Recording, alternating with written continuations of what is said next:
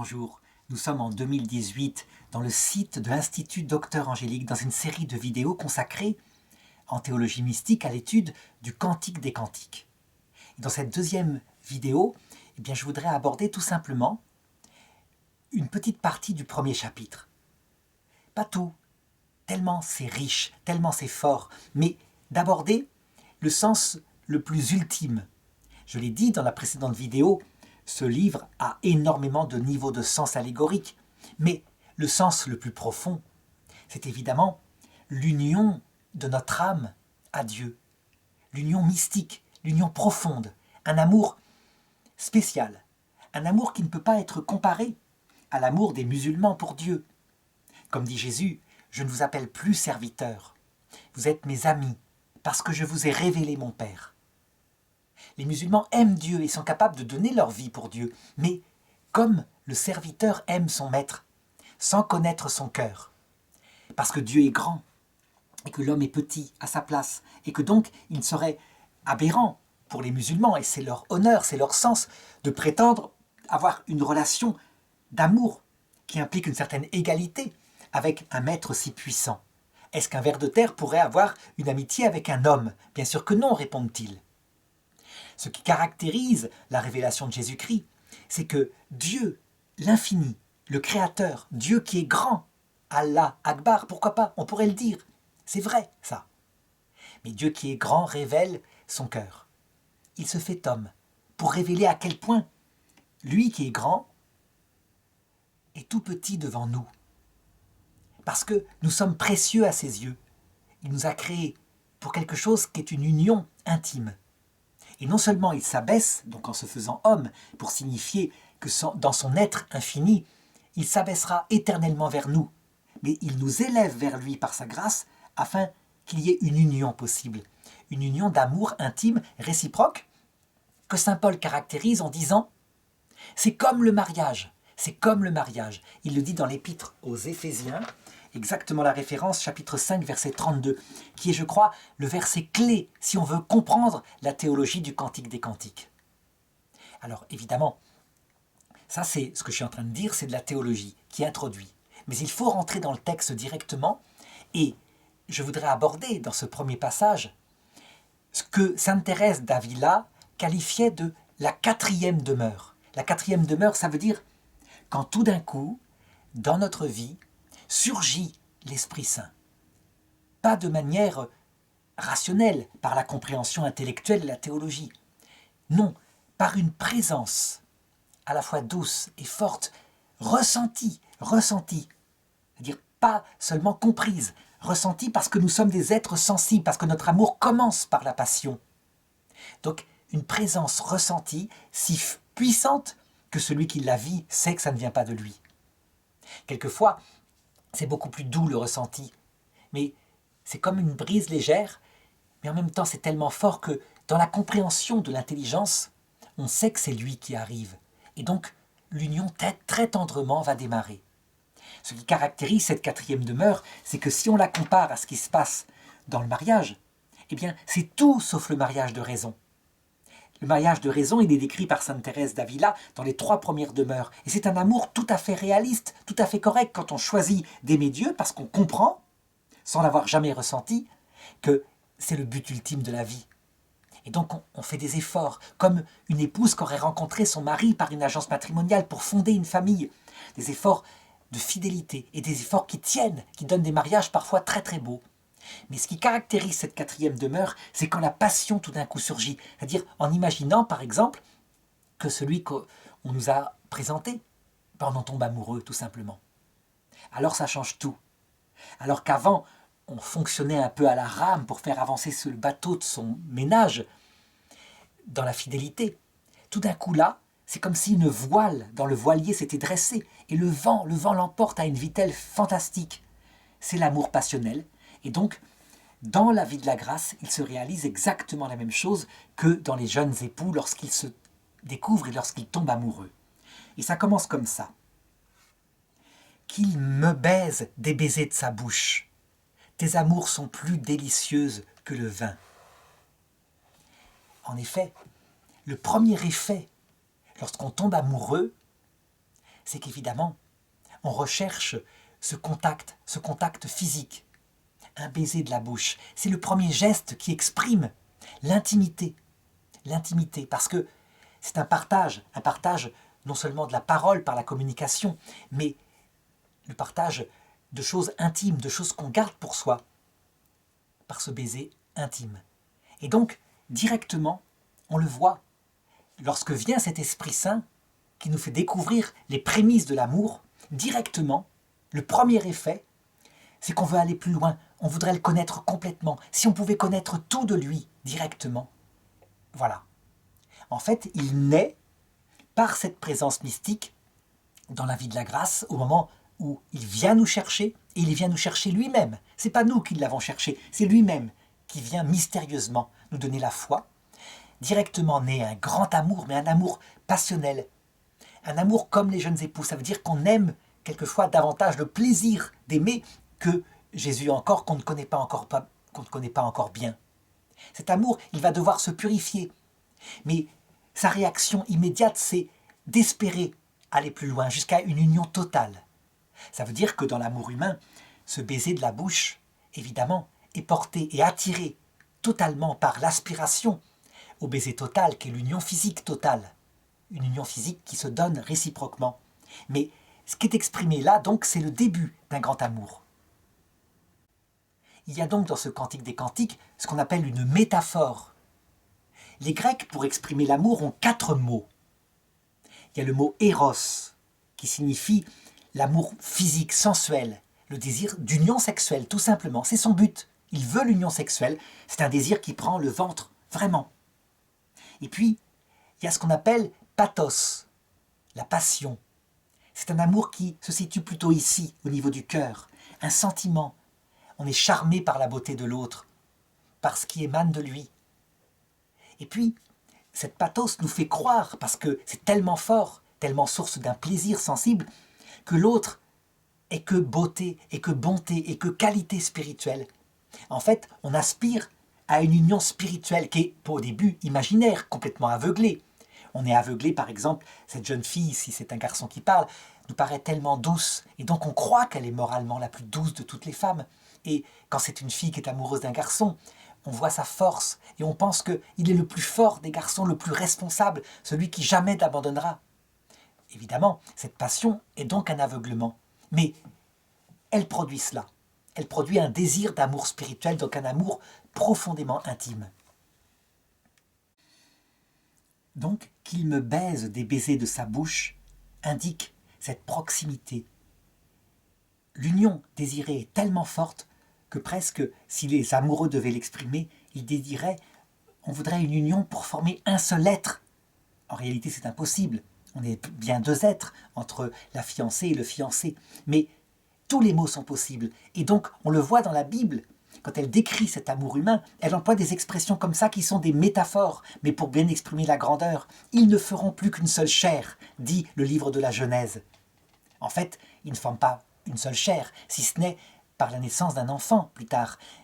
Ils sont bien 2 chairs, mais c'est pour exprimer qu'ils forment une seule volonté par leur amour intime. Pour exprimer la force, toutes les métaphores sont possibles. Je parlais dans la vidéo précédente de ce qu'on appelle la théologie symbolique. Ça veut dire que tous les symboles peuvent exprimer quelque chose de cet amour tellement il est riche, difficile à exprimer, tellement seul celui qui le vit comprend ce que c'est.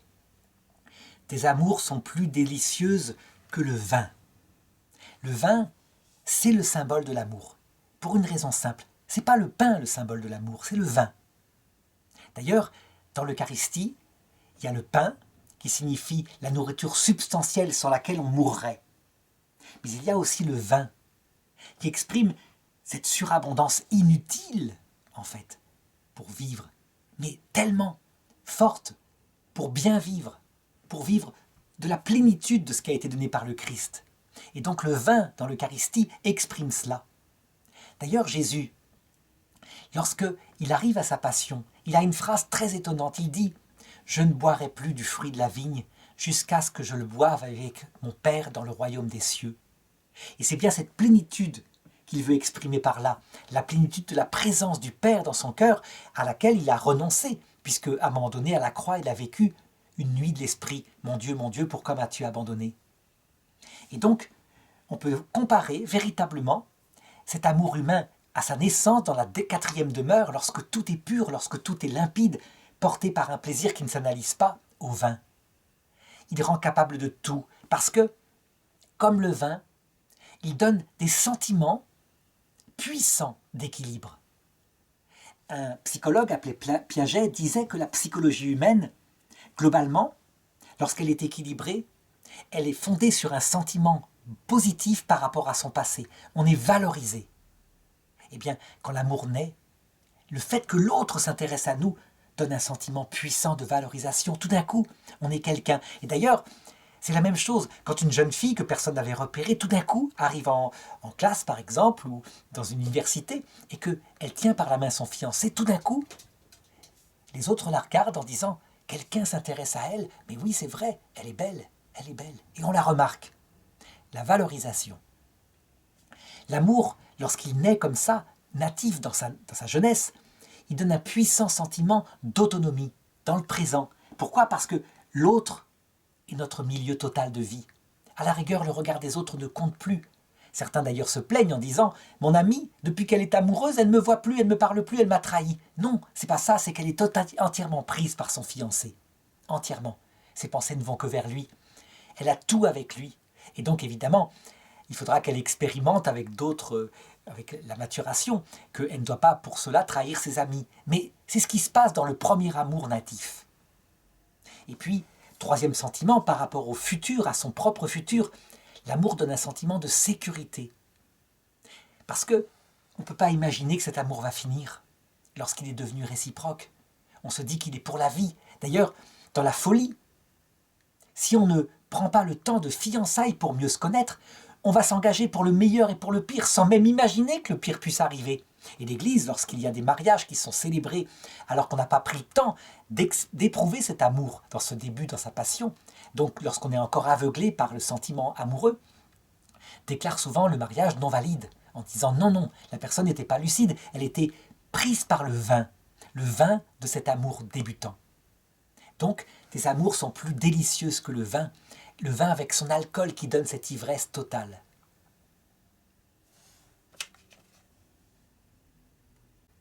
Et le cantique des cantiques continue. L'arôme de tes parfums est exquis. Ton nom est une huile qui s'épanche. C'est pourquoi les jeunes filles t'aiment. Comparer l'amour à un parfum, c'est quelque chose que tous les amoureux comprennent. Mais pas seulement les amoureux comme les jeunes couples. Je me rappelle par exemple d'une maman qui racontait qu'elle avait perdu sa fille dans un accident de la route et qui des années après allait dans sa chambre et elle disait à la caméra « Il y a encore son parfum, il y a encore son odeur et je ne touche pas à sa chambre parce que quand j'y vais, il y a son odeur. » L'odeur, le parfum, c'est ce qu'il y a de plus intime. C'est curieux, c'est un sens qui n'est pas très développé chez l'être humain, mais il révèle l'intimité d'une personne. Le parfum, l'odeur particulière d'une personne, lui est spécifique. Et lorsque son linge, ses vêtements, etc. sont marqués par son parfum, tous les souvenirs reviennent. On se rappelle comment Proust, un auteur, parlait d'une madeleine. Il avait mangé une madeleine une fois, et le simple parfum de cette madeleine avait fait ressurgir affectivement toute une scène de son enfance. Eh bien, le parfum, c'est la présence de la personne. On peut le dire. Cette présence, tant que le parfum est là, on peut dire qu'elle est là. Le Seigneur est tellement conscient de ce rôle du parfum dans l'amour que dans les apparitions, comme par exemple les apparitions reconnues ou non reconnues encore comme Medjugorje, les gens disent parfois, tout d'un coup, on était envahi par un parfum de fleurs incroyablement subtil, très fort et à la fois doux, pas écœurant. Pourquoi? Parce que le parfum, tout le monde le ressent, c'est le signe que la présence réelle, mystique du Christ est là. Donc, on peut dire que, métaphoriquement, dans ce cantique qui là parle d'amour humain, les parfums sont les parfums de la présence de Dieu dans notre âme, qui ne sont pas forcément sentis comme un phénomène mystique extraordinaire, mais qui sont compris intérieurement. Autre symbole, ton nom est comme l'huile qui s'épanche. L'huile, c'est quelque chose qui est très fort et très présent en Orient, dans l'Orient chrétien. Par exemple, quand il y a des apparitions de la Vierge ou du Christ, les icônes se mettent à suinter de l'huile.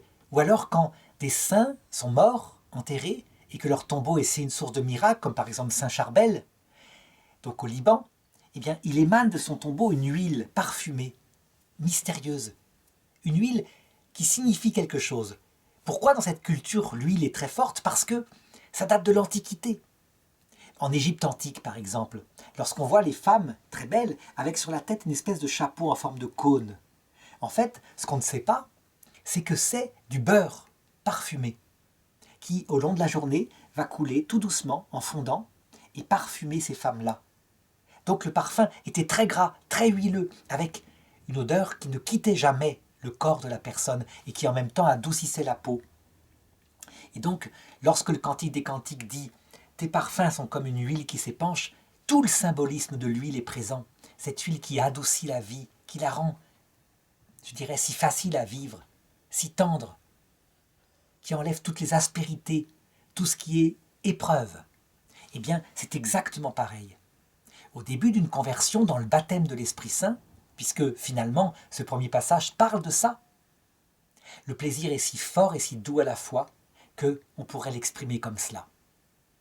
Celui qui vit le baptême de l'Esprit Saint avec cette sensation de présence de Dieu, il a intérêt à en profiter pendant des années si ça dure, parce que quelquefois cette présence dure des années. Je me rappelle que moi ça m'est arrivé à l'âge de 13 ans, 13-14 ans, et ça a duré 10 ans pratiquement, jusqu'à 23 ans. Des présences tellement fortes que je me rappelle que vers 14 ans, je pouvais prier dans mon lit 1 heure et demie le soir, sans m'endormir, tellement la présence était puissante. Évidemment, le risque, c'est exactement comme dans l'amour humain, c'est que on aime davantage le plaisir que l'amoureux, la personne du Christ. De même que les jeunes fiancées, les jeunes femmes en particulier, lorsque cet amour emplit leur vie, elles vont s'attacher au plaisir de l'amour, elles vont aimer l'amour plus que le garçon. Et quand malheureusement, et ça j'en parlerai dans d'autres textes, quand malheureusement, à un moment donné, le plaisir de l'amour va disparaître à travers certaines épreuves, le temps est un ennemi de ça, eh bien, certaines ne sont pas fidèles, parce qu'elles aimaient davantage le plaisir sentimental que le garçon. Donc, il faut savoir que cette première étape de la vie, qui est si merveilleuse, il faut en profiter, il faut s'en nourrir, mais il faut être lucide sur elle. Est-ce qu'il faut, parce que le plaisir peut être aimé davantage que le Seigneur, et donc c'est un amour de plaisir, c'est un amour fondamentalement égoïste au départ finalement, est-ce qu'il faut pour ça le fuir ce plaisir? Bien sûr que non, il ne faut pas le fuir, comme dans l'amour humain. Il va être l'humus, la terre, où va, je dirais, pouvoir pousser après la graine lorsque viendront des épreuves de la vie du couple que le Cantique des Cantiques racontera. Donc, tant que le Seigneur laisse ses plaisirs, il faut vivre de ses plaisirs. De même que dans un jeune couple, on ne va pas leur dire tout de suite vous verrez dans quelques années, mes petits lapins, ça ne va pas être facile, vous allez voir, le tue l'amour, c'est la vie commune. Mais non, c'est aberrant de dire ça. Il faut les laisser vivre de ce plaisir et délicatement leur dire quand viendra l'épreuve, ça sera l'humus de votre couple. Vous en souviendrez toujours. Toutes les qualités qui te charmaient chez elle. Si un jour elle t'énerve, tu te souviens de ces moments-là pour l'aimer de nouveau comme tu l'aimais. De même pour toi, jeune femme, toutes les qualités qui te charmaient chez lui, sa douceur, sa force, si un jour tu les rejettes parce qu'il te paraît trop gnangnan, trop doux, ou alors trop fort, donc trop dominant, souviens-toi du moment où il te charmait par ces qualités-là. Alors, tu te rappelleras de ce premier amour et tu retourneras vers ta fidélité. C'est pourquoi les jeunes filles t'aiment, continue le Cantique des Cantiques. En fait, cette phrase-là indique que le Seigneur, lorsqu'il vient nous chercher, il connaît parfaitement notre nature humaine et donc il n'attire pas les mouches que nous sommes avec du vinaigre. Il nous attire avec des grâces sensibles. Vraiment. Il sait parfaitement comment nous fonctionnons. Il ne nous demande pas d'être directement dans la pureté parfaite d'un amour qui aurait renoncé à tout ce qui est plaisir et tout ce qui est utilité. Non. Il vient nous chercher dans notre nature humaine et c'est exactement la même chose qui se passe dans le couple. Je me rappelle un jour d'un fiancé qui me disait « Je l'aime tellement que quoi qu'il arrive, même si un jour elle venait à être malade, je resterai avec elle. » Et je lui ai posé la question Mais si maintenant, elle pesait 180 kilos et tout d'un coup, par un problème hormonal, elle avait de la barbe, est-ce que tu resterais avec elle? Ils s'étaient mis à rire. Pourquoi? Parce que je l'avais mis dans la lucidité. Évidemment qu'il était avec elle parce qu'elle était belle comme tout, qu'il la charmait. Donc, il faut bien se rendre compte que le Seigneur, il sait comment nous fonctionnons, garçons et filles, et donc on l'aime parce qu'il vient nous chercher par cette grâce sensible. On dit même en théologie que la foi est un don de Dieu. Pourquoi? Parce que s'il ne donne pas ces grâces sensibles pour la plupart, parfois des grâces de l'intelligence pour ceux qui sont moins portés à cela, mais s'il ne les donne pas, on ne peut pas croire en lui, parce qu'on n'a pas l'expérience mystique de sa présence. Donc la foi est véritablement un don de Dieu. De même que l'amour est un don de la jeune fille qu'on aime. C'est elle qui nous attire. Ou pour la fille, du garçon qu'il aime, c'est lui qui l'attire. S'il n'est pas là, ou s'il n'a pas les qualités physiques de beauté au départ, eh bien l'amour ne naîtra pas. Donc il est très important, lorsque par exemple une personne se fait le conseiller spirituel d'un jeune converti, de ne pas écraser l'Esprit Saint dans cette première phase si importante. Donc de ne pas l'attirer trop vite dans des choses qui viendront plus tard. Laissons-le vivre de ça. Et je dirais même, tant qu'il est porté par cet amour puissant, profitons-en pour l'encourager à se former, parce que en connaissant davantage son fiancé, à savoir le Christ, il va l'aimer davantage. En plus, dans ce cas-là, quand les études sont bien faites, elles se font facilement, donc il faut en profiter. Et le verset 4 continue « Entraîne-moi sur tes pas, courons. Le roi m'a introduite en ses appartements. Tu seras notre joie et notre allégresse. Nous célébrerons tes amours plus que le vin. Comme on a raison de t'aimer. » On pourrait dire, mais c'est bizarre. C'est un couple qui commence. Manifestement, c'est un amour qui vient de démarrer. Et le roi l'introduit déjà dans son appartement. Ça veut dire pour un câlin. En réalité, à ce premier niveau, cet amour de la 4e demeure, il faut être lucide. L'amour n'est pas perfectionné, il est porté par le plaisir et aussi par l'utilité. Ça veut dire que tout d'un coup, la vie prend sens. Je l'ai dit tout à l'heure avec les 3 sentiments du moi pris chez Piaget. L'amour purifié, c'est un amour où on se passe de plaisir, où on se passe d'utilité, et seul l'autre compte. Mais ça viendra plus tard. Dès ce premier moment, évidemment, l'union mystique avec le Christ peut venir, totalement. Il vient par son Eucharistie, il ne tarde pas. Il vient aussi dans l'oraison du cœur. Pourtant, on pourra dire, mais la personne n'aime pas vraiment, puisque elle aime beaucoup le plaisir, elle aime beaucoup l'utilité. Ben, le Seigneur, il nous connaît, et il nous prend tel qu'on est, pour nous faire progresser. C'est comme ça. Il ne nous en veut pas d'être comme ça, puisque c'est lui qui nous a créés comme ça, avec ce cheminement qui va devoir se faire, ce cheminement de purification. La seule chose, par contre, qu'il faut avoir en tête, c'est qu'il faut être lucide. Quand des jeunes convertis, pleins de zèle pour Dieu, voient les plus vieilles épouses, qui sont là souvent à la messe, un peu endormies, un peu, je dirais, lassées, ils se disent, avec beaucoup de scandale, elles n'aiment plus, elles ont perdu leur ferveur. Et parfois, ça s'interprète aussi par beaucoup de fierté en disant « moi, je l'aimerai toujours, et moi, je l'aime comme ça, pleinement ». En réalité, il ne faut pas se dire ça. C'est un petit peu tenter Dieu. Si on l'aime comme ça, il faut être lucide, c'est parce qu'on a du plaisir. Le plaisir rend tout facile. Celui qui a plein de plaisir, il aime facilement, il fera tous les sacrifices possibles puisque le plaisir est là. Tandis que les autres personnes qu'il a tendance à mépriser, elles sont peut-être dans ce qu'on appelle la nuit des sens. Ça veut dire que dans une étape où Dieu leur apprend à l'aimer, non pas à cause des grâces qu'il donne, mais pour lui-même. Donc, elles sont dans un chemin que lui-même vivra plus tard. Plutôt que de les critiquer, il ferait mieux de regarder peut-être ce qui ne va pas en elles, parce que parfois elles se découragent, pour ne pas tomber, quand ça viendra, cet âge-là, l'âge de la nuit des sens, pour ne pas tomber dans les mêmes travers. Mais il ne faut pas en tirer orgueil. Quand le roi introduit un jeune converti dans ses appartements, ça ne veut pas dire que ce jeune converti est purifié. Ça veut dire que simplement, pour se l'attacher à jamais, il le fait ainsi. Donc, il faut profiter de ces grâces données par le Seigneur pour savoir, pour découvrir à quel point véritablement il nous aime, mais pas se faire d'illusions sur ce qu'on est. La purification viendra plus tard et c'est pourquoi le verset 5 que je commenterai dans la prochaine vidéo commence par cela. Je suis noire et pourtant belle, fille de Jérusalem, comme les tentes de Kédar, comme les pavillons de Salma. Je suis noire, la noirceur signifie je ne suis pas pure, je ne suis pas parfaite, mais pourtant belle, parce que la preuve, c'est qu'il m'aime. Donc, que cet amour, quand il est donné dans le début d'une conversion, soit source d'exaltation et de joie parce que ça montre à quel point nous sommes précieux aux yeux du Seigneur, mais qu'il ne soit pas source d'orgueil. Nous devons savoir que nous sommes encore noirs au début de notre conversion.